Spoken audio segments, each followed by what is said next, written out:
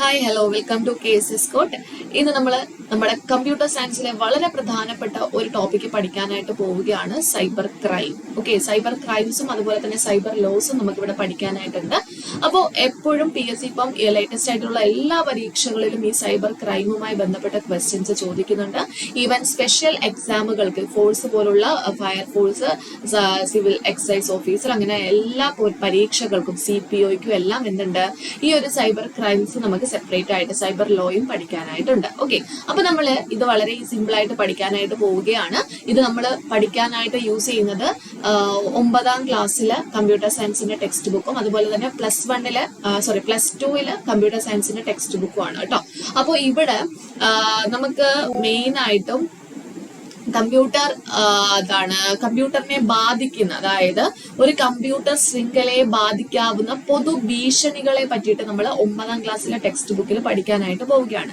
നിങ്ങൾ എല്ലാവരും കേട്ടിട്ടുണ്ടാകും, എന്താണ് കമ്പ്യൂട്ടർ വൈറസ്, കമ്പ്യൂട്ടറിൽ വൈറസ് കയറി അല്ലെങ്കിൽ പെൻഡ്രൈവിൽ വൈറസ് കയറി എന്നൊക്കെ നിങ്ങൾ കേട്ടിട്ടുണ്ടാകും അല്ലെ. അപ്പൊ എന്താണ് ഈ കമ്പ്യൂട്ടർ വൈറസ് എന്നത് കൊണ്ട് ഉദ്ദേശിക്കുന്നത്? അതായത് ഒരു പ്രോഗ്രാം അതിനെ തന്നെ മറ്റൊരു പ്രോഗ്രാമുമായി കൂട്ടിച്ചേർക്കുകയോ നമ്മൾ അറിയാതെ തന്നെ അതിനെ മറ്റ് കമ്പ്യൂട്ടറുകളിലേക്ക് വ്യാപിപ്പിക്കുകയോ കമ്പ്യൂട്ടറുകളുടെ സാധാരണ പ്രവർത്തനങ്ങളിൽ ഇടപെടുകയോ ചെയ്യുന്ന പ്രോഗ്രാമുകളെയാണ് നമ്മൾ എന്തെന്ന് വിളിക്കുന്നത്? കമ്പ്യൂട്ടർ വൈറസ് എന്ന് വിളിക്കുന്നത്. മനസ്സിലായോ എന്താണ് കമ്പ്യൂട്ടർ വൈറസ് എന്ന് ചോദിച്ചാല്? ഒരു പ്രോഗ്രാം അതിനെ തന്നെ മറ്റൊരു പ്രോഗ്രാമുമായിട്ട് കൂട്ടിച്ചേർക്കുകയോ നമ്മൾ അറിയാതെ തന്നെ അതിനെ മറ്റ് കമ്പ്യൂട്ടറുകളിലേക്ക് എന്ത് ചെയ്യുന്നു? വ്യാപിപ്പിക്കുന്നു. അല്ലെങ്കിൽ കമ്പ്യൂട്ടറുകളുടെ സാധാരണ പ്രവർത്തനങ്ങളിൽ ഇടപെടുകയോ ചെയ്യുന്ന പ്രോഗ്രാം. വൈറസ് എന്ന് കേൾക്കുമ്പോൾ നമ്മൾ കാണുന്ന വൈറസ് ഒന്നുമല്ല, ഇതെന്താണ്? ഒരു സൈസ് പ്രോഗ്രാം ആണ്. എന്ത് തരത്തിലുള്ള പ്രോഗ്രാം ആണ്? ഈ പ്രോഗ്രാം എന്ന് പറയുന്നത് ഒന്നെങ്കിൽ മറ്റൊരു പ്രോഗ്രാമുമായിട്ട് കൂട്ടിച്ചേർക്കപ്പെടാം. നമ്മളിപ്പോ നമ്മുടെ കമ്പ്യൂട്ടറൊക്കെ എന്താണ് പ്രോഗ്രാം ചെയ്ത് വെച്ചിരിക്കുകയാണ് അല്ലെ. അപ്പൊ ഈ ഒരു പ്രോഗ്രാം നമ്മുടെ കമ്പ്യൂട്ടറിൽ വന്ന് പെട്ട് കഴിഞ്ഞാൽ ഈ പ്രോഗ്രാം നമ്മളെ കമ്പ്യൂട്ടറിലുള്ള പ്രോഗ്രാമുമായിട്ട്, അല്ലെങ്കിൽ ഈ വൈറസ് നമ്മളെ കമ്പ്യൂട്ടറിലുള്ള പ്രോഗ്രാമുമായിട്ട് കൂട്ടിച്ചേർക്കും. അപ്പൊ നമ്മുടെ മൊത്തത്തിൽ അടിച്ചു പോകും അല്ലെ. അതുപോലെ തന്നെ നമ്മൾ അറിയാതെ തന്നെ അതിനെ മറ്റ് കമ്പ്യൂട്ടറുകളിലേക്ക് വ്യാപിപ്പിക്കുകയോ അല്ലെങ്കിൽ കമ്പ്യൂട്ടറിന്റെ സാധാരണ പ്രവർത്തനങ്ങളിൽ ഇടപെടുകയോ ചെയ്യുന്ന പ്രോഗ്രാമുകളെയാണ് നമ്മൾ എന്തെന്ന് വിളിക്കുന്നത്? കമ്പ്യൂട്ടർ വൈറസ് എന്ന് വിളിക്കുന്നത്. അപ്പൊ ഒരു വൈറസിന് നമ്മുടെ കമ്പ്യൂട്ടറിലെ വിവരങ്ങൾ തിരുത്തുവാനോ നശിപ്പിക്കുവാനോ അവ തന്നെ തനിപ്പകർപ്പുകൾ ഉണ്ടാക്കി മറ്റു കമ്പ്യൂട്ടറുകളിലേക്ക് വ്യാപനം ചെയ്യുവാനോ ഹാർഡ് ഡിസ്കിലെ വിവരങ്ങൾ പൂർണ്ണമായി നശിപ്പിക്കുവാനോ സാധിക്കും. അപ്പൊ വൈറസിന് എന്തൊക്കെയാണ് ചെയ്യാൻ സാധിക്കുന്നതെന്ന് മനസ്സിലായോ? ഒരു വൈറസിന് എന്തൊക്കെ ചെയ്യാം? നമ്മുടെ കമ്പ്യൂട്ടറിലെ വിവരങ്ങൾ ഒന്നെങ്കിൽ അത് തിരുത്തി ചെയ്യും, അല്ലെങ്കിൽ അത് മൊത്തത്തിൽ നശിപ്പിക്കും, അല്ലെങ്കിൽ അതിന്റെ കോപ്പി എടുത്തിട്ട് എന്ത് ചെയ്യും? മറ്റു കമ്പ്യൂട്ടറുകളിലേക്ക് സ്പ്രെഡ് ചെയ്യും, അല്ലെങ്കിൽ നമ്മുടെ ഹാർഡ് ഡിസ്കിലുള്ള എന്തൊക്കെ കാര്യങ്ങളുണ്ടോ അത് പൂർണ്ണമായിട്ട് എന്ത് ചെയ്യും? നശിപ്പിക്കും. ഇതൊക്കെയാണ് എന്ത് ചെയ്യുന്നത്? ഈ കമ്പ്യൂട്ടർ വൈറസുകൾ ചെയ്യുന്നത്. ഓക്കെ, അപ്പൊ മിക്കവാറും വൈറസുകളും എക്സിക്യൂട്ടബിൾ ഫയലിലേക്ക് കൂട്ടിച്ചേർക്കപ്പെടുന്നു. ഒരു കമ്പ്യൂട്ടറിൽ വൈറസ് ഉണ്ടായിരുന്നാലും അത് തുറക്കുകയോ എക്സിക്യൂട്ട് ചെയ്യുമ്പോഴോ മാത്രമേ അത് കമ്പ്യൂട്ടറിനെ ബാധിക്കുന്നുള്ളൂ. ശ്രദ്ധിച്ചു കേട്ടോണം. ഒരു കമ്പ്യൂട്ടറിൽ ഇപ്പൊ വൈറസ് ഉണ്ട്, ഓക്കെ, വൈറസ് ഉണ്ടായിരുന്നാലും എന്താണ് ആ ഒരു ഫോൾഡർ അല്ലെങ്കിൽ ആ ഒരു കാര്യം നമ്മൾ ഒന്നെങ്കിൽ എക്സിക്യൂട്ട് ചെയ്യുന്ന സമയത്ത്, ആ ഒരു പ്രോഗ്രാം എക്സിക്യൂട്ട് ചെയ്യുന്ന സമയത്തോ അല്ലെങ്കിൽ ഏതെങ്കിലും ഫയലിലാണെങ്കിൽ അത് ആ ഒരു ഫയൽ യൂസ് ചെയ്യുന്ന സമയത്തോ മാത്രമേ എന്ത് ചെയ്തോളൂ? അത് കമ്പ്യൂട്ടറിനെ, ആ ഒരു വൈറസ് കമ്പ്യൂട്ടറിനെ ബാധിക്കുകയുള്ളൂ. അല്ലാതെ വെറുതെ കമ്പ്യൂട്ടറിൽ വൈറസ് ഉണ്ടെന്ന് പറഞ്ഞാൽ അത് എപ്പോഴും മൊത്തത്തിൽ ഫംഗ്ഷൻ ചെയ്തുകൊണ്ടിരിക്കത്തില്ല. നമ്മൾ അതൊന്നെങ്കിൽ ഓപ്പൺ ചെയ്യുകയോ അല്ലെങ്കിൽ ആ ഒരു പ്രോഗ്രാം എക്സിക്യൂട്ട് ചെയ്യുന്ന സമയത്ത് മാത്രമേ എന്ത് ചെയ്യത്തുള്ളൂ? വൈറസ് അവിടെ പ്രവർത്തിക്കത്തുള്ളൂ കേട്ടോ. അപ്പൊ ഒരു കമ്പ്യൂട്ടറിൽ നിന്നും മറ്റൊന്നിലേക്ക് പോർട്ടബിൾ സ്റ്റോറേജ് മീഡിയ, അതായത് പെൻഡ്രൈവോ എക്സ്റ്റേണൽ ഹാർഡ് ഡിസ്ക് തുടങ്ങിയവ ഉപയോഗിച്ച് ഫയൽ കൈമാറ്റം ചെയ്യുന്ന സമയത്തോ അല്ലെങ്കിൽ ഇമെയിൽ അറ്റാച്ച്മെന്റ്, ഫയൽ പങ്കുവയ്ക്കൽ എന്നിവയിലൂടെയൊക്കെയാണ് എന്ത് ചെയ്യുന്നത്? വൈറസ് മറ്റുള്ള കമ്പ്യൂട്ടറുകളിലേക്ക് ഇങ്ങനെ വ്യാപിച്ച് പോകുന്നത്. എങ്ങനെയൊക്കെ ചെയ്യുമ്പോഴാണ്? നമ്മളിപ്പം എന്തെങ്കിലും ഒരു കാര്യം, ഇപ്പൊ ഒരു പെൻഡ്രൈവ് കുത്തി ഒരു കമ്പ്യൂട്ടറിലുള്ള വൈറസ് എന്ത് ചെയ്യുന്നു? ആ പെൻഡ്രൈവിൽ കയറി മറ്റൊരു കമ്പ്യൂട്ടറിലേക്ക് പോകും, അല്ലെങ്കിൽ ഹാർഡ് ഡിസ്ക് വേറൊരു രീതിയിൽ ഉപയോഗിക്കുമ്പോൾ അത് നേരെ എന്ത് ചെയ്യും? മറ്റുള്ള കമ്പ്യൂട്ടറിലേക്ക് പോയി അങ്ങനെയാണ് വൈറസുകൾ സ്പ്രെഡ് ആവുന്നത്. അപ്പൊ വൈറസുകൾ ഇന്റർനെറ്റിൽ ധാരാളം പ്രശ്നങ്ങൾ സൃഷ്ടിക്കുകയും കോടികളുടെ നഷ്ടം ഉണ്ടാക്കുകയും ചെയ്യുന്നു. അപ്പൊ ആദ്യം നിങ്ങൾ മനസ്സിലാക്കേണ്ടത് എന്താണ് കമ്പ്യൂട്ടറിന്റെ വൈറസ് എന്നാണ്. ഓക്കെ, ഇതൊന്നാണ് ഒരു തരത്തിലുള്ള ഒരു പ്രോഗ്രാം ആണ്. അതായത് ആ ഒരു പ്രോഗ്രാം എന്ന് പറയുന്നത് മറ്റൊരു പ്രോഗ്രാമുമായിട്ട് ഒന്നെങ്കിൽ കൂട്ടിച്ചേരും, അപ്പോൾ എന്താണ് മറ്റേ പ്രോഗ്രാമിന് കറക്റ്റ് ആയിട്ട് ഫംഗ്ഷൻ ചെയ്യാൻ പറ്റത്തില്ല. അല്ലെങ്കിൽ മറ്റ് കമ്പ്യൂട്ടറുകളിലേക്ക് നമ്മൾ അറിയാതെ തന്നെ വ്യാപിക്കും. അല്ലെങ്കിൽ കമ്പ്യൂട്ടറുകളുടെ സാധാരണ പ്രവർത്തനങ്ങളിൽ ഇടപെടുന്ന പ്രോഗ്രാമുകളെയാണ് നമ്മൾ കമ്പ്യൂട്ടർ വൈറസ് എന്ന് പറയുന്നത്. ഈ വൈറസ് എപ്പോഴും കമ്പ്യൂട്ടറിൽ ഉണ്ടെങ്കിൽ പോലും നമ്മൾ അത് ഓപ്പൺ ചെയ്താലോ നമ്മൾ അത് എക്സിക്യൂട്ട് ചെയ്യുന്ന സമയത്ത് മാത്രമേ ആ കമ്പ്യൂട്ടറിലുള്ള വൈറസ് എന്ത് ചെയ്യത്തുള്ളൂ, കമ്പ്യൂട്ടറിലേക്ക് ഇറങ്ങത്തുള്ളൂ. ഇനി കമ്പ്യൂട്ടറിൽ നിന്ന് വൈറസ് സ്പ്രെഡ് ആകാനുള്ള ഒരു ചാൻസ് എന്ന് പറയുന്നത് ഇപ്പം എക്സ്റ്റേണൽ ആയിട്ട് നമ്മൾ എന്തെങ്കിലും ഡിവൈസസ് യൂസ് ചെയ്യുന്ന സമയത്ത് അത് ആ ഡിവൈസിൽ കയറി എന്ത് ചെയ്യാൻ നേരെ സ്പ്രെഡ് ആയിട്ട് മറ്റുള്ള കമ്പ്യൂട്ടറിലേക്ക് സ്പ്രെഡ് ആവാം. അതാണ് എന്തെന്ന് പറയുന്നത്, കമ്പ്യൂട്ടർ വൈറസ് എന്ന് പറയുന്നത്. അപ്പൊ കമ്പ്യൂട്ടർ വൈറസ് എന്താണ്, ഒരു തരത്തിലുള്ള പ്രോഗ്രാം ആണ്. അത് എങ്ങനെയുള്ള പ്രോഗ്രാം ആണെന്ന് നിങ്ങൾക്ക് ഇപ്പൊ മനസ്സിലായെന്ന് വിചാരിക്കുന്നു. ഓക്കെ, ഇനി എന്താണ് വേം എന്ന് പറഞ്ഞാല്, വേം അതായത് മറ്റു കമ്പ്യൂട്ടറിലേക്ക് വ്യാപിക്കാവുന്ന തരത്തിൽ സ്വയം തനിപ്പകർപ്പുകൾ സൃഷ്ടിക്കുന്ന അപകടകാരിയായ സോഫ്റ്റ്വെയറിനെയാണ് കമ്പ്യൂട്ടർ വേം എന്ന് പറയുന്നത്. മറ്റ് കമ്പ്യൂട്ടറിലേക്ക് വ്യാപിക്കാവുന്ന തരത്തിൽ എന്ത് ചെയ്യുന്നു, സ്വയം തനിപ്പകർപ്പുകൾ സൃഷ്ടിക്കുന്നു. അത് സ്വയം അതിന്റെ ആ സെയിം കോപ്പീസ് തന്നെ വീണ്ടും വീണ്ടും വീണ്ടും എന്ത് ചെയ്യാണ്, സൃഷ്ടിക്കുന്നു.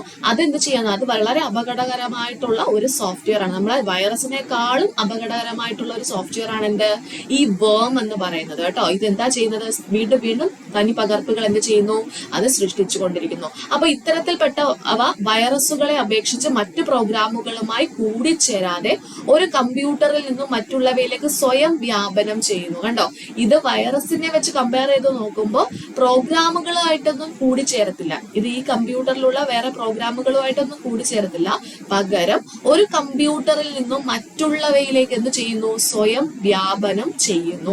ഇവ കമ്പ്യൂട്ടർ ശൃംഖലയെ ബാൻഡ്വിഡ്ത്ത് അപഹരിച്ച് വിവര കൈമാറ്റത്തിന്റെ വേഗത കുറയ്ക്കുകയും ചെയ്യുന്നുണ്ട്. ഇമെയിൽ അഡ്രസ് ബുക്കിലെ എല്ലാ ഇമെയിൽ വിലാസത്തിലേക്കും വേമിന്റെ ഒരു പകർപ്പ് അയക്കുവാനും ഈ വേമിന് കഴിയും. ഓക്കെ, അപ്പൊ അങ്ങനെ ഓരോ സ്വീകർത്താക്കളുടെയും ഇമെയിൽ അഡ്രസ് ബുക്കിലെ ഇമെയിലേക്ക് പകർപ്പ് അയച്ച് വ്യാപനം ചെയ്യുന്നു. അങ്ങനെയാണ് വേം എന്താണ്, സ്പ്രെഡായി പോകുന്ന ഒരു തരത്തിലുള്ള സോഫ്റ്റ്വെയർ ആണെന്ന് ഓർത്ത് വെച്ചിരിക്കുക. അപകടകരമായിട്ടുള്ള, വളരെ അപകടകരമായിട്ടുള്ള സോഫ്റ്റ്വെയർ ആണ് വേം എന്ന് പറയുന്നത്. വേം തന്നെയാണ് റെപ്ലിക്കേറ്റ് ചെയ്ത് എന്ത് ചെയ്യുന്നത്, സ്പ്രെഡായി പോയിക്കൊണ്ടിരിക്കുന്നത് എന്ന് മനസ്സിലാക്കി വെച്ചിരിക്കുക. ഓക്കെ അല്ലേ? അപ്പം വൈറസും പഠിച്ചു, വേമും പഠിച്ചു. ഇനി എന്താണ് ഈ ഐ ലവ് യു വേം എന്ന് പറഞ്ഞാല്, അതായത് 2000 കമ്പ്യൂട്ടറുകളെ ബാധിച്ച ഈ വേം അതിലെ ഒട്ടുമിക്ക ഫയലുകളെയും മാറ്റി എഴുതി. ഓക്കെ, 2000 കാലഘട്ടത്തിൽ എന്ത് ചെയ്യുന്നു, കമ്പ്യൂട്ടറുകളെ ബാധിച്ച ഒരു വേം ആയിരുന്നു എന്ത്, ഐ ലവ് യു വേം എന്ന് പറയുന്നത്. അതിന്റെ പേര് എങ്ങനെ വന്നതെന്ന് ചോദിച്ചാല്, ഉപയോക്താക്കൾക്ക് ഐ ലവ് യു എന്ന വിഷയത്തോടെ ലഭ്യമായ ഇമെയിലിൽ love letter for you .text.vbs എന്ന ഫയല് അറ്റാച്ച്മെന്റ് ആയിട്ട് നൽകി. അപ്പൊ ഇതിൽ ക്ലിക്ക് ചെയ്യുമ്പോൾ വേം കമ്പ്യൂട്ടറിനെ ബാധിക്കുകയും ഫയലുകൾ നഷ്ടപ്പെടുകയും ചെയ്തു. അതാണ് എന്ത്, ഈ ഐ ലവ് യു വേം എന്ന് പറയുന്നത്. അപ്പൊ എന്തുകൊണ്ടാണ് ആ വേമിന് അങ്ങനെ ഒരു പേര് വന്നതെന്ന് മനസ്സിലായോ? അതിന്റെ സബ്ജക്ട്, ഒരു ഇമെയിൽ ആണ് അത് അയച്ചത്. ഇമെയിലിന്റെ സബ്ജക്ട് എന്ന് പറയുന്നത് ഐ ലവ് യു എന്നായിരുന്നു. ഓക്കെ, അപ്പൊ അതിനകത്ത് ഇമെയിലിനകത്ത് ഒരു ഫയല് അതിനകത്ത് അറ്റാച്ച് ചെയ്തിട്ടുണ്ടായിരുന്നു. Love letter for you .text.vbs എന്നായിരുന്നു അത്. ആരൊക്കെ ഈ ഇമെയിൽ കണ്ട് ഓടിപ്പോയി ആ ഒരു എന്താണ് ഇമെയിൽ ഓപ്പൺ ചെയ്ത്, അല്ലെങ്കിൽ അതിനകത്ത് അറ്റാച്ച് ചെയ്തിരിക്കുന്ന ഫയൽ ഓപ്പൺ ചെയ്തോ, അവരുടെ ആ ഒരു കമ്പ്യൂട്ടറിനെ ഈ വേം ബാധിക്കുകയും മൊത്തത്തിൽ ആ കമ്പ്യൂട്ടറിൽ ഉണ്ടായിരുന്ന ഫയലുകളെല്ലാം നഷ്ടമാവുകയും ചെയ്തു. അതാണ് ഐ ലവ് യു വേം എന്ന് പറയുന്നത്. ഇനി എന്താണ് ട്രോജൻ ഹോഴ്സ് എന്ന് പറഞ്ഞാല്, ട്രോജൻ ഹോഴ്സ് അതായത് നമുക്ക് ഉപകാരപ്രദമായ സോഫ്റ്റ്വെയർ ആണ് എന്ന തോന്നൽ ഉണ്ടാക്കുകയും എന്നാൽ യഥാർത്ഥത്തിൽ നമ്മുടെ കമ്പ്യൂട്ടറുകളിൽ ഇൻസ്റ്റാൾ ചെയ്യുകയോ എക്സിക്യൂട്ട് ചെയ്യുമ്പോൾ നഷ്ടം വരുത്തുന്നവയുമാണ് എന്ത്, ട്രോജൻ ഹോഴ്സ് എന്ന് പറയുന്നത്. ഓക്കെ, ട്രോജൻ ഹോഴ്സ് ഉപയോക്താക്കളെ തന്ത്രപരമായി അവരുടെ കമ്പ്യൂട്ടറുകളിൽ ഇത്തരം സോഫ്റ്റ്വെയർ സംഭരിക്കുകയോ എക്സിക്യൂട്ട് ചെയ്യുകയോ ചെയ്യുന്നു. ഓക്കെ, അപ്പൊ എന്താണ് ട്രോജൻ ഹോഴ്സ് എന്ന് ചോദിച്ചാല്, ഇപ്പൊ നല്ല സോഫ്റ്റ്വെയർ ആണ്, നമുക്ക് ആവശ്യമുള്ള സോഫ്റ്റ്വെയർ ആണ് എന്നുള്ള തോന്നൽ ഉണ്ടാക്കും. പക്ഷെ അത് യഥാർത്ഥത്തിൽ എന്താണ്, വേണ്ടാത്ത തരത്തിലുള്ള ഒരു സോഫ്റ്റ്വെയർ ആയിരിക്കും, നമുക്ക് ആവശ്യമില്ലാത്ത തരത്തിലുള്ള ഒരു സോഫ്റ്റ്വെയർ ആയിരിക്കും. പക്ഷെ അത് പുറത്ത് എങ്ങനെ ആയിരിക്കും, നമുക്ക് ആവശ്യമുള്ള സോഫ്റ്റ്വെയർ ആണെന്നുള്ള ഒരു തോന്നൽ ഉണ്ടാക്കുകയും എന്നാൽ യഥാർത്ഥത്തിൽ നമ്മുടെ കമ്പ്യൂട്ടറിൽ ഇൻസ്റ്റാൾ ചെയ്യുകയോ എക്സിക്യൂട്ട് ചെയ്യുമ്പോൾ നഷ്ടം വരുത്തുന്നവയുമാണ് എന്ത്, ട്രോജൻ ഹോഴ്സ് എന്ന് പറയുന്നത്. ഓക്കെ, ഈ ട്രോജനുകൾ എന്ത് ചെയ്യത്തില്ല, സ്വയം പെരുകുകയോ ബാധിച്ച ഫയലുകളുടെ പകർപ്പ് ഉണ്ടാക്കുകയോ ചെയ്യുന്നില്ല. മറ്റേ വേം ആയിട്ട് കമ്പയർ ചെയ്ത് നോക്കുകയാണെങ്കിൽ ഈ ട്രോജനുകൾ ആ ഒരു പ്രോഗ്രാം എന്ത് ചെയ്യത്തില്ല, സ്വയം പെറ്റുവരികയും ചെയ്യത്തില്ല. അതുപോലെ തന്നെ അത് ബാധിച്ച ഫയലുകളുടെ പകർപ്പ് ഉണ്ടാക്കുകയും ചെയ്യത്തില്ല കേട്ടോ. അതല്ലാതെയുള്ള ഒരു എന്താണ് ഒരു സോഫ്റ്റ്വെയർ ആണെന്ന് ഓർത്ത് വെച്ചിരിക്കുക. ഓക്കെ, എന്താ സംഭവിക്കുന്നതെന്ന് ചോദിച്ചാൽ ഒരു കമ്പ്യൂട്ടറിൽ ട്രോജൻ ഹോഴ്സ് ബാധിച്ചു കഴിഞ്ഞാൽ അവ നമ്മുടെ കമ്പ്യൂട്ടറിൽ സംഭരിച്ചിരിക്കുന്ന ഫയലുകൾ നശിപ്പിച്ച് വിവരങ്ങൾ നഷ്ടപ്പെടുത്തുന്നു. ഇതാണ് ട്രോജൻ ഹോഴ്സും ചെയ്യുന്ന ആ ഒരു കാര്യം എന്ന് പറയുന്നത്. ഓക്കെ, അപ്പൊ ട്രോജൻ ഹോഴ്സ് മനസ്സിലായെന്ന് കരുതുന്നു.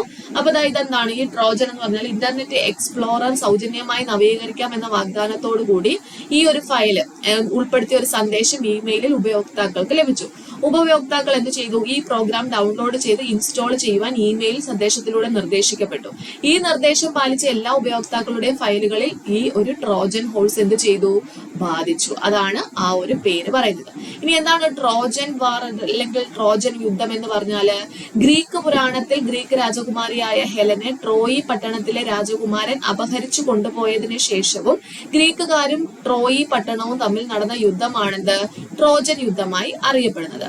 നീണ്ട 10 വർഷക്കാലം ട്രോയി പട്ടണവുമായി ഗ്രീക്കുകാർ യുദ്ധത്തിൽ ഏർപ്പെടും. യുദ്ധത്തിൽ മനമെടുത്ത ഗ്രീക്ക് പട്ടാളക്കാർ അവരവരുടെ വീടുകളിലേക്ക് മടങ്ങുവാനുള്ള ആഗ്രഹം പ്രകടിപ്പിച്ചു. പിന്നീട് ഗ്രീക്ക് ദേവതയായ അദീന യുദ്ധം അവസാനിപ്പിക്കാനുള്ള ആശയം ഗ്രീക്കുകാർക്ക് നൽകി. ഇതിനുവേണ്ടി അവർ പൊള്ളയായ ഒരു മരക്കുതിരയെ നിർമ്മിക്കുകയും അതിൽ പട്ടാളക്കാരെ നിറയ്ക്കുകയും ചെയ്തു. അതിനുശേഷം ട്രോജൻകാർക്കുള്ള സമ്മാനം എന്ന രീതിയിൽ ഉപേക്ഷിക്കുകയും ചെയ്തു.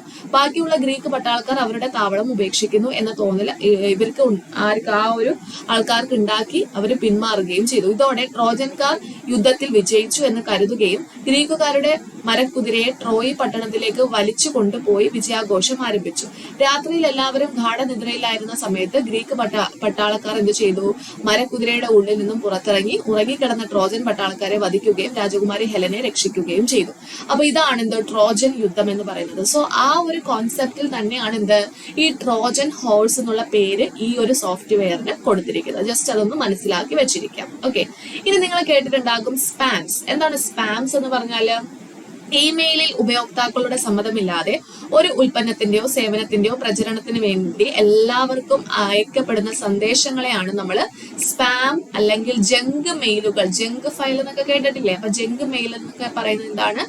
ഇമെയിലിൽ ഉപയോക്താക്കളുടെ സമ്മതമില്ലാതെ എന്ത് ചെയ്യും? ഒരു ഉൽപ്പന്നത്തിന്റെയോ സേവനത്തിന്റെയോ പ്രചരണത്തിന് വേണ്ടി എല്ലാവർക്കും, നമ്മുടെ മെയിലൊക്കെ തുറന്നു കഴിഞ്ഞാൽ നമുക്ക് ഒരുപാട് പരസ്യങ്ങളൊക്കെ കാണാനായിട്ട് സാധിക്കും. അതൊന്നും നമ്മുടെ സമ്മതത്തോടു കൂടി വരുന്നതല്ല, അല്ലെ? അപ്പൊ ആ ഒരു എന്താണ് ഇമെയിലുകളെയാണ് നമ്മൾ സ്പാമുകൾ എന്ന് പറയുന്നത്, അല്ലെങ്കിൽ ജങ്ക് മെയിലുകൾ എന്ന് പറയുന്നത്. നമ്മൾ ചില മെയിലുകൾ സ്പാമിൽ പോയിട്ട് എടുക്കാറില്ലേ? സോ അത്തരത്തിലുള്ള മെയിലുകളെയാണ് സ്പാം മെയിലുകൾ എന്ന് പറയുന്നത്. ഇനി വളരെ പ്രധാനപ്പെട്ട ഒരു കാര്യമാണ് എന്താണ് ഹാക്കിംഗ് എന്ന് പറഞ്ഞാൽ. ഹാക്കിംഗ് എന്ന് പറഞ്ഞാൽ കമ്പ്യൂട്ടർ ശൃംഖലകളുടെയും അവയുമായി ബന്ധിപ്പിച്ച കമ്പ്യൂട്ടറുകളുടെയും സ്വാഭാവിക പ്രവർത്തനത്തിന് വിഘാതം സൃഷ്ടിക്കുന്ന സാങ്കേതിക പ്രവർത്തനത്തിനെയാണ് ഹാക്കിംഗ് എന്ന് പറയുന്നത്. ശ്രദ്ധിച്ചു പഠിച്ചു വെച്ചോണം. കമ്പ്യൂട്ടർ ശൃംഖലയുടെയും അവയുമായി ബന്ധിപ്പിച്ചിട്ടുള്ള കമ്പ്യൂട്ടറുകളുടെയും സ്വാഭാവിക പ്രവർത്തനങ്ങൾക്ക് എന്ത് ചെയ്യുന്നു? വിഘാതം സൃഷ്ടിക്കുന്ന സാങ്കേതിക പ്രവർത്തനത്തിനെയാണ് ഹാക്കിംഗ് എന്ന് പറയുന്നത്. ഓക്കെ, അപ്പോ ഈ കമ്പ്യൂട്ടർ സുരക്ഷാ വിദഗ്ധരും കമ്പ്യൂട്ടർ കുറ്റവാളികളും ഹാക്കിംഗ് നടത്താറുണ്ട്. നമുക്കറിയാം, ഇപ്പൊ നമുക്ക് എന്തെങ്കിലും കേസുമായി ബന്ധപ്പെട്ട കാര്യങ്ങളൊക്കെ അറിയണമെങ്കിൽ കമ്പ്യൂട്ടർ സുരക്ഷാ വിദഗ്ധർ എന്ത് ചെയ്യും? അവരുടെ ഫോൺ നമ്പറോ അല്ലെങ്കിൽ അവരുടെ കാര്യങ്ങളോ ഹാക്ക് ചെയ്തിട്ട് നമുക്ക് അതിന്റെ ആ ഒരു ഡീറ്റെയിൽസ് എടുത്തു തരും, അല്ലെ? പക്ഷെ കമ്പ്യൂട്ടർ കുറ്റവാളികൾ ഹാക്ക് ചെയ്ത് നമ്മുടെ അക്കൗണ്ടിൽ കയറിയിട്ട് പിന്നീട് മെസ്സേജ് അയക്കുകയും മറ്റുള്ളവർക്ക് മെസ്സേജ് അയക്കുക, അതുമെല്ലാം നിങ്ങൾ കേട്ടിട്ടുണ്ടായിരിക്കും, അല്ലെ? അപ്പൊ 2 തരത്തിലുള്ള ഹാക്കിംഗ്, അതായത് കമ്പ്യൂട്ടർ സുരക്ഷാ വിദഗ്ധരും ഹാക്കിംഗ് നടത്താറുണ്ട്, കമ്പ്യൂട്ടർ കുറ്റവാളികളും എന്ത് ചെയ്യാറുണ്ട്? ഹാക്കിംഗ് നടത്താറുണ്ട്. അപ്പൊ കമ്പ്യൂട്ടർ ശൃംഖലയുടെ സുരക്ഷ പരിശോധിക്കാനും പോരായ്മകൾ കണ്ടെത്തുവാനുമാണ് കമ്പ്യൂട്ടർ വിദഗ്ധർ എന്ത് ചെയ്യുന്നത്? ഹാക്കിംഗ് നടത്തുന്നത്. ഓക്കെ, അപ്പൊ കമ്പ്യൂട്ടർ ശൃംഖലയുടെ കമ്പ്യൂട്ടർ നെറ്റ്വർക്കിൽ എന്തെങ്കിലും പരിശോധനയൊക്കെ നടത്തണമെങ്കിലോ എന്തെങ്കിലും പോരായ്മകൾ ഉണ്ടെങ്കിൽ അതൊക്കെ കണ്ടെത്തുന്നതിന് വേണ്ടിയിട്ട് മാത്രമാണ് ആര് ഹാക്കിംഗ് നടത്തുന്നത്? കമ്പ്യൂട്ടർ എക്സ്പേർട്ടുകൾ ഹാക്കിംഗ് നടത്തുന്നത്. ഇങ്ങനെയുള്ള കമ്പ്യൂട്ടർ വിദഗ്ധരെ നമുക്ക് വൈറ്റ് ഹാറ്റ്സ് എന്ന്, ഇത്തരം ഹാക്കിങ്ങിനെ എത്തിക്കൽ ഹാക്കിംഗ് എന്നും വിളിക്കുന്നു. വളരെ ഇമ്പോർട്ടന്റ് ആയിട്ടുള്ളൊരു ടേം ആണ്. എന്താണ് വൈറ്റ് ഹാറ്റ്സ്? വൈറ്റ് ഹാറ്റ്സ് എന്നറിയപ്പെടുന്നത് ഹാക്കർമാരാണ്. ഓക്കെ, വൈറ്റ് ഹാറ്റ്സ് എന്നറിയപ്പെടുന്നത് ഹാക്കർമാരാണ്. എങ്ങനെയുള്ള ഹാക്കർമാരാണ്? നമ്മുടെ കമ്പ്യൂട്ടർ സുരക്ഷാ വിദഗ്ധർ. ഓക്കെ, കമ്പ്യൂട്ടർ വിദഗ്ധരെയാണ് വൈറ്റ് ഹാറ്റ്സ് എന്ന് പറയുന്നത്. കമ്പ്യൂട്ടർ വിദഗ്ധരെ, ഓക്കെ, ഈ കമ്പ്യൂട്ടർ സുരക്ഷയ്ക്ക് വേണ്ടിയിട്ടുള്ള ആ ഒരു വിദഗ്ധരെയാണ് നമ്മളിത് പറയുന്നത് വൈറ്റ് ഹാറ്റ്സ് എന്ന് പറയുന്നത്. ഇത്തരത്തിലുള്ള ആൾക്കാർ ഹാക്കിംഗ് നടത്തുന്നതിനെയാണ് നമ്മൾ എന്തെന്ന് വിളിക്കുന്നത്? എത്തിക്കൽ ഹാക്കിംഗ് എന്ന് വിളിക്കുന്നത്. എന്താണ്? എത്തിക്കൽ ഹാക്കിംഗ് എന്ന് വിളിക്കുന്നത്. അപ്പൊ വൈറ്റ് ഹാറ്റ്സ് എന്ന് പറഞ്ഞാൽ നിയമപരമായുള്ള കമ്പ്യൂട്ടർ വിദഗ്ധരാണ് വൈറ്റ് ഹാറ്റ്സ് എന്നറിയപ്പെടുന്നത്. അവർ ഹാക്കിംഗ് നടത്തുന്ന ആ ഒരു ടേം ആണ് എന്ത്? എത്തിക്കൽ ഹാക്കിംഗ് എന്ന് പറയുന്നത്. അപ്പൊ കമ്പ്യൂട്ടർ കുറ്റവാളികൾ സുരക്ഷിത ശൃംഖലകൾ തകർക്കുന്നതിന്, വിവരങ്ങൾ നശിപ്പിക്കുവാനോ ഉത്തരവാദിത്തപ്പെട്ടവർക്ക് ശൃംഖല ഉപയോഗിക്കുന്നത് തടയുന്നതിന് വേണ്ടിയാണ് കമ്പ്യൂട്ടർ കുറ്റവാളികൾ എന്ത് ചെയ്യുന്നത്? ഹാക്ക് ചെയ്യുന്നത്, അല്ലെ? വളരെ രഹസ്യമായ വിവരങ്ങൾ മോഷ്ടിക്കുവാനോ ഫയലുകൾ നശിപ്പിക്കുവാനോ ആണ് ഇത്തരക്കാരുടെ ഉദ്ദേശം. ഇത്തരം കുറ്റവാളികളെയാണ് നമ്മൾ ബ്ലാക്ക് ഹാറ്റ്സ് എന്ന് പറയുന്നത്. വൈറ്റ് ഹാറ്റ്സ് എന്ന് പറഞ്ഞാൽ നിയമപരമായിട്ടുള്ള ഹാക്കർമാരാണ്, പക്ഷെ കുറ്റവാളികളായിട്ടുള്ള ഹാക്കർമാരെയാണ് നമ്മൾ ബ്ലാക്ക് ഹാറ്റ്സ് എന്ന് വിളിക്കുന്നത് കേട്ടോ. അപ്പൊ വൈറ്റും ബ്ലാക്ക് ഹാക്കേഴ്സിനും ഇടയിൽ വരുന്നവരാണ് ആര്? ഗ്രേ ഹാറ്റ്സ് എന്ന് പറയുന്നത്. അപ്പോൾ ഗ്രേ ഹാറ്റ് ഹാക്കേഴ്സ് എന്ന് പറയുന്നത് ഇവർ സതുദ്ദേശത്തോടെയും കൂടുതൽ സുരക്ഷയ്ക്കും വേണ്ടി നിയമവിരുദ്ധമായി പ്രവർത്തിച്ച് ശൃംഖലകളുടെ ദോഷപൂർണത തിരിച്ചറിയുന്ന ഹാക്കർമാരെയാണ് നമ്മൾ ഗ്രേ ഹാറ്റ്സ് ഹാക്കേഴ്സ് എന്ന് വിളിക്കുന്നത്. ഓക്കെ, അപ്പൊ അതാണ് ഹാക്കിങ്ങുമായി ബന്ധപ്പെട്ട് അറിഞ്ഞിരിക്കേണ്ടത്. ജസ്റ്റ് ഹാക്കിംഗ് എന്താണെന്ന് മനസ്സിലാക്കി വെച്ചിരിക്കുക.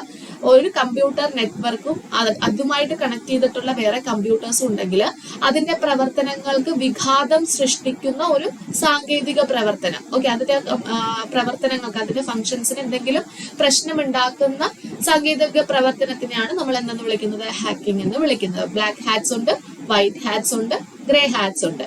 വൈറ്റ് ഹാറ്റ്സ് എന്ന് പറഞ്ഞാൽ നിയമപരമായിട്ടുള്ള ഹാക്കർമാരാണ്. ബ്ലാക്ക് ഹാറ്റ്സ് എന്ന് പറഞ്ഞാൽ കുറ്റവാളികളായ ഹാക്കർമാരാണ്. ഗ്രേ ഹാറ്റ്സ് എന്ന് പറഞ്ഞാൽ ഇവരുടെ രണ്ടുപേരുടെയും ഇടയ്ക്ക് വരുന്ന സതുദ്ദേശത്തോടെയും കൂടുതൽ സുരക്ഷയ്ക്കും വേണ്ടി നിയമവിരുദ്ധമായി പ്രവർത്തിച്ചുകൊണ്ട് ആ ഒരു ദോഷപൂർണത തിരിച്ചറിയുന്ന ഹാക്കർമാരെയാണ് ഗ്രേ ഹാറ്റ്സ് എന്ന് പറയുന്നത്. ഇനി കൂടുതൽ ക്വസ്റ്റ്യൻ വന്നിട്ടുള്ളത് നമ്മുടെ ഫിഷിംഗുമായി ബന്ധപ്പെട്ടാണ്. എന്താണ് ഫിഷിംഗ് എന്ന് ചോദിച്ചാൽ നമ്മൾ ഉദ്ദേശിക്കുന്ന ഫിഷിംഗ് അല്ല കേട്ടോ, ഇത് PHISHING ആണ് ഫിഷിംഗ് കേട്ടോ. അപ്പൊ എന്താണ് ഫിഷിംഗ് എന്ന് ചോദിച്ചാല് ഓൺലൈനിലൂടെ നടക്കുന്ന ഒരുതരം വ്യക്തി വിവര മോഷണമാണ് എന്തെന്ന് പറയുന്നത്? ഫിഷിംഗ് എന്ന് പറയുന്നത്. ഓൺലൈനിലൂടെ എന്ത് ചെയ്യുന്നു? വ്യക്തികളുടെ വിവരങ്ങൾ മോഷ്ടിക്കുന്നു. അതിനെയാണ് ഫിഷിംഗ് എന്ന് വിളിക്കുന്നത്. അപ്പൊ പ്രമുഖ ബാങ്കുകളുടെയും ധനകാര്യ സ്ഥാപനങ്ങളുടെയും വെബ്സൈറ്റുകളോട് സാമ്യം തോന്നുന്ന തക്ക രീതിയിൽ URL-ഉം ഹോം പേജും ഒക്കെ നിർമ്മിച്ചുകൊണ്ട് അതിലൂടെ ഇടപാടുകാരുടെ യൂസർ നെയിമും പാസ്വേഡും ക്രെഡിറ്റ് കാർഡുകളെ വിശദാംശങ്ങളും തുടങ്ങിയവ കൈക്കലാക്കാൻ ശ്രമിക്കുന്നതിനെയാണ് ഫിഷിംഗ് എന്ന് പറയുന്നത്. ഇപ്പൊ നിങ്ങളെ പറ്റിക്കാൻ വേണ്ടിയിട്ട് നിങ്ങളിപ്പം വേറൊരു ഒരു ബാങ്കിൽ നിന്ന് ഒരു മെസ്സേജ് വരുന്നു. ഓക്കെ, ബാങ്കിൽ നിന്ന് മെസ്സേജ് വന്നിട്ട് ഈ ലിങ്കിൽ കയറിയിട്ട് നിങ്ങൾ ഇതിന്റെ ഡീറ്റെയിൽസ് എല്ലാം, ആധാർ നമ്പറും അതിന്റെ ഡീറ്റെയിൽസും എല്ലാം നിങ്ങൾ കൊടുക്കണം എന്ന് പറഞ്ഞ് നിങ്ങൾക്ക് ഒരു മെസ്സേജ് വന്നു. നിങ്ങൾ എന്ത് ചെയ്തു? ആ ഒരു മെസ്സേജ് ഓപ്പൺ ചെയ്ത് അതിനകത്തുള്ള ലിങ്കിൽ കയറി നോക്കിയപ്പോഴത്തോണ്ട് എന്താണ്? ബാങ്കിന്റെ അതേപോലത്തെ വെബ്സൈറ്റും കാര്യങ്ങളും ഒക്കെ തന്നെയാണ്. അപ്പൊ നിങ്ങൾ എന്ത് ചെയ്തു? അതിനകത്ത് നിങ്ങളുടെ ID-യും പാസ്വേഡും ക്രെഡിറ്റ് കാർഡിന്റെ നമ്പറും കാര്യങ്ങളും എല്ലാം അയച്ചു കൊടുത്തു. അങ്ങനെ എല്ലാം എൻ്റർ ചെയ്ത് കഴിയുമ്പോഴത്തേക്കാണ് നിങ്ങളുടെ ബാങ്കിൽ നിന്നും ഇത്രയും രൂപ നഷ്ടമായി പോകും, അല്ലെ? കാണിച്ച ആ പരിപാടിയാണ് നമ്മൾ എന്തെന്ന് പറയുന്നത്? ഫിഷിംഗ് എന്ന് പറയുന്നത്. കറക്റ്റ് ആ ഒരു ബാങ്കിന്റെ പോലെ ഇരിക്കും. അതിന്റെ മെസ്സേജിന്റെ പേരും അതിന്റെ ലിങ്കും എല്ലാം ബാങ്കിന്റെ URL പോലെ തന്നെയാണ് ഇരിക്കുന്നത്. പക്ഷെ എന്തായിരിക്കും? അവന്മാര് പറ്റിക്കാൻ ചെയ്യുന്ന കാര്യങ്ങളായിരിക്കും. നമ്മുടെ പൈസയൊക്കെ, നമ്മുടെ വ്യക്തി വിവരങ്ങളൊക്കെ മോഷ്ടിക്കുന്നതിന് വേണ്ടി ചെയ്യുന്ന കാര്യങ്ങളായിരിക്കും എന്ത്? ഫിഷിംഗ് എന്ന് പറയുന്നത്. ഇതിലൂടെ user name, password, credit card വിവരങ്ങളൊക്കെ മോഷ്ടിക്കുകയും അതുപയോഗിച്ച് പണം തട്ടിയെടുക്കലുമാണ് എന്ത്? ഫിഷിംഗിന്റെ ലക്ഷ്യം എന്ന് പറയുന്നത്. ഇനി ഡിനയൽ ഓഫ് സർവീസ് ആക്രമണം എന്ന് പറഞ്ഞാൽ എന്താണ്? Denial of service attack, dos എന്നൊക്കെ പറയാം. ഓക്കെ, അതായത് ഡിനയൽ ഓഫ് സർവീസ് എന്ന് പറഞ്ഞാല് ആക്രമണം സാധാരണയായി വെബ് സെർവറുകളെയാണ് ലക്ഷ്യമിടുന്നത്. ഓക്കെ, ഈ ആക്രമണത്തിൽ സെർവറുകൾ പ്രവർത്തന രഹിതമാകുന്നു. ഓക്കെ, അപ്പൊ അതായത് ഇപ്പം ഏതെങ്കിലും ഒരു സെർവറിനെ ലക്ഷ്യമിട്ടുകൊണ്ട് ഇപ്പൊ നമ്മുടെ ഫോർ എക്സാമ്പിൾ ഏതെങ്കിലും ഒരു ബാങ്കിന്റെയോ അല്ലെങ്കിൽ ഏതെങ്കിലും നല്ല എപ്പോഴും ഓൺ ആയിട്ടിരിക്കേണ്ട ഒരു സെർവറാണ്, പക്ഷെ ആ സെർവർ ഡൗൺ ആക്കുന്നു. ഇപ്പൊ ഏതെങ്കിലും ഒരു വെബ്സൈറ്റിന്റെ സെർവർ എന്ത് ചെയ്യുന്നു? ഡൗൺ ആക്കും. ഈ ഡൗൺ ആക്കിയിട്ട് അവിടെ സർവീസ്, അതായത് ഒത്തിരി ആൾക്കാർ ഒരു സമയം ചെയ്തുകൊണ്ടിരിക്കുന്ന കാര്യങ്ങളായിരിക്കും. അപ്പൊ ആ സെർവറിൽ കയറി ഒരാൾ അറ്റാക്ക് ചെയ്യുന്നു. അറ്റാക്ക് ചെയ്യുന്ന സമയത്ത് എന്ത് ചെയ്യാൻ പറ്റുന്നില്ല? ആൾക്കാർക്ക് ഉപഭോക്താക്കൾക്ക് ആ സെർവറിൽ കയറി കാര്യങ്ങൾ ചെയ്യാനായിട്ട് പറ്റത്തില്ല. അപ്പൊ സെർവർ ഉപയോഗിക്കുന്ന അല്ലെങ്കിൽ സെർവറിന്റെ ഓണറിന് എന്താണ് വളരെ രീതിയിലുള്ള നഷ്ടങ്ങൾ സംഭവിക്കും. അപ്പൊ ആ നഷ്ടങ്ങൾ ആ ഒരു സമയത്ത് ഈ അറ്റാക്ക് ചെയ്ത വ്യക്തി ഉണ്ടല്ലോ, ഈ സെർവർ ഡൗൺ ആക്കിയ ആ ഒരു വ്യക്തി ഉണ്ടല്ലോ, ആ വ്യക്തി പോയിട്ട് അവരോട് പൈസ ആവശ്യപ്പെടും. ഇത്ര രൂപ തന്നാല് നിങ്ങളുടെ ആ ഒരു സെർവർ പഴയ പോലെ ആക്കി തരാം എന്ന് പറഞ്ഞ് എന്ത് ചെയ്യും, ആ ഒരു പൈസ ആവശ്യപ്പെടും. അപ്പൊ അതിനെയാണ് നമ്മൾ ഡിനയൽ ഓഫ് സർവീസ് അറ്റാക്ക് എന്ന് പറയുന്നത്. അത് കൂടുതലും സെർവേഴ്സിനെയാണ് ഈ ഡിനയൽ ഓഫ് സർവീസ് അറ്റാക്ക് ലക്ഷ്യമിടുന്നത്. ഓക്കെ, അതാണ് ഡോസ് എന്ന് പറയുന്നത്. ഓക്കെ, ഇനി ഇവിടെ ഒരു കാര്യം കൂടെ ഓർത്തിരിക്കേണ്ടത്, ഈ ഡോസ് ആക്രമണം ബാധിക്കപ്പെട്ട സോംബീസ് എന്ന പേരിൽ അറിയപ്പെടുന്ന കമ്പ്യൂട്ടറുകൾ ഒരുമിച്ച് പ്രവർത്തിച്ച് ധാരാളം തെറ്റായ സന്ദേശങ്ങളും അപേക്ഷകളും സെർവറിന് നൽകുന്നു. അപ്പൊ സോംബീസ് ആണ്, സോംബീസ് എന്നൊക്കെ കേട്ടിട്ടില്ലേ? അപ്പൊ സോംബീസിനെയാണ് ഇപ്പൊ ഡൂസ് ആക്രമണം ബാധിക്കപ്പെട്ട കമ്പ്യൂട്ടറുകളെ നമ്മൾ എന്തെന്ന് വിളിക്കും? സോംബീസ് എന്നാണ് വിളിക്കുന്നത്. ഓക്കെ, ഇനി man in the middle attack ഉണ്ട്. മാൻ ഇൻ ദ മിഡിൽ ആക്രമണം എന്ന് പറഞ്ഞാല് ആക്രമണങ്ങളിൽ അക്രമകാരി പ്രേക്ഷകന്റെയും സ്വീകർത്താവിന്റെയും ഇടയിലുള്ള ഇലക്ട്രോണിക് സന്ദേശങ്ങളുടെ വഴി തടഞ്ഞ് പിടിച്ചെടുക്കുകയും അവയിൽ മാറ്റങ്ങൾ വരുത്തുകയോ കൂട്ടിച്ചേർക്കുകയോ ചെയ്ത് സന്ദേശം പ്രസരണം ചെയ്യുന്നു. ഇപ്പൊ ഞാനിപ്പോ ഒരാൾക്ക് മെസ്സേജ് അയക്കുന്നു, പക്ഷെ അയാളുടെ ഇതിനിടയ്ക്കായിട്ട് നമ്മുടെ മെസ്സേജിനകത്ത് കയറി ഒരാൾ എന്ത് ചെയ്യാണ്, അതിനെ എഡിറ്റ് ചെയ്ത് ഇയാളിലേക്ക് അയക്കുകയാണ്. അല്ലെങ്കിൽ ഇയാളിൽ നിന്നുള്ള മെസ്സേജ് വേറൊരാള് ഇങ്ങോട്ട് വരുന്നതിന് പകരം ഇതിനിടയ്ക്ക് കയറി ഒരാൾ എന്ത് ചെയ്യുന്നു, അത് ഇങ്ങോട്ട് മാറ്റി അയക്കുന്നു. അപ്പൊ അത്തരത്തിലുള്ള ആ ഒരു പ്രവൃത്തിയാണ് നമ്മൾ എന്തെന്ന് പറയുന്നത്, മാൻ ഇൻ ദ മിഡിൽ അറ്റാക്ക് എന്ന് പറയുന്നത്. ഓക്കെ, അപ്പൊ ഇത്രയും കാര്യങ്ങൾ സൈബർ ക്രൈംസിൽ നമുക്ക് 9ാം ക്ലാസ്സിലെ ടെക്സ്റ്റ് ബുക്കിൽ വെച്ച് പഠിക്കാനുള്ള കാര്യങ്ങളാണ്. അപ്പൊ ഇത് നല്ലതുപോലെ ഒന്ന് ശ്രദ്ധിച്ച് പഠിച്ചു വെച്ചിരിക്കുക കേട്ടോ. അപ്പൊ ഇത് നമുക്ക് ഇത് 9ാം ക്ലാസ്സിലാണ്, സോറി +1-ലാണ് കേട്ടോ. +1-ലെ ടെക്സ്റ്റ് ബുക്കാണ്. അതൊന്ന് തിരുത്തി പറഞ്ഞേക്കണേ, തിരുത്തി എഴുതിയേക്കണേ. +1-ലെ ടെക്സ്റ്റ് ബുക്കാണ്. അപ്പോൾ ഇതിൽ ഉള്ള കാര്യങ്ങൾ 9ാമത്തെ ചാപ്റ്റർ ആണ്. അപ്പോൾ ആ കാര്യങ്ങള് മെയിൻ ആയിട്ടുള്ള ഇൻട്രോ കാര്യങ്ങളാണ്. ഇത് നല്ലതുപോലെ പഠിക്കുക. ഇനി നമുക്ക് കുറച്ചും കൂടെ സൈബർ ക്രൈമുകളെ കുറിച്ച് പഠിക്കാനുണ്ട്. അത് നമ്മൾ ഇതിന്റെ 2ാമത്തെ ഭാഗമായിട്ട് അടുത്ത ക്ലാസ്സിലായിരിക്കും ഡിസ്കസ് ചെയ്യുന്നത്. ഓക്കെ.